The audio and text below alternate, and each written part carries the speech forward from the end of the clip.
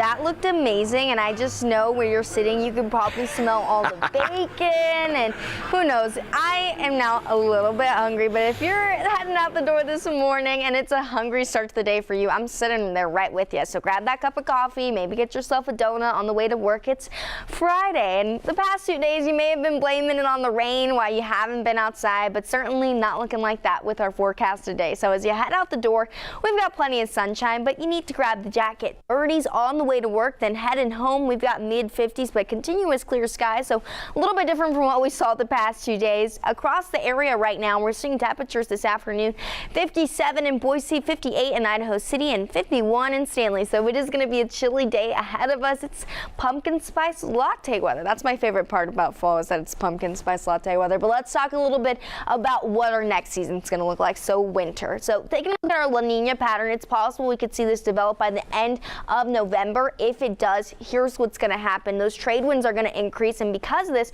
we're going to see that cooler sea surface temperature. And what does this mean for hurricane season? Well, hurricane season ends in November. That means they have more hurricane activity in the Atlantic, and we already saw Hurricane Milton. So that's certainly something that we need to keep our eyes on for. But as we start to make our way across really parts of Mexico, they're not going to see as much hurricane activity. A lot of that breeding formation is going to occur, though, over the Atlantic because of less wind shear, because those winds and those stronger winds are now resurfacing towards the western portion of the globe.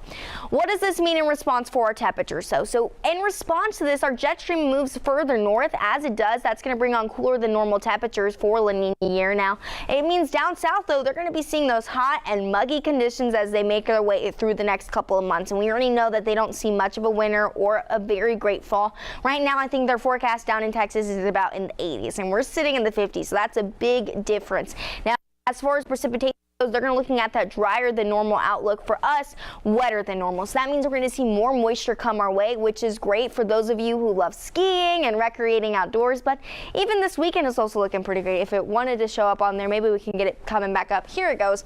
We've been seeing a really good weekend forecast, 60s, and really not much warmth coming our way. So if you like the cooler weather, this is going to be your week to recreate. Get outdoors while you can. Friday, Saturday, and Sunday are seeing those 60s, and the next work week takes us back to those golden years. I'll continue to keep you up to date throughout the morning, but for now, we're going to go ahead and get you ready for your morning commute.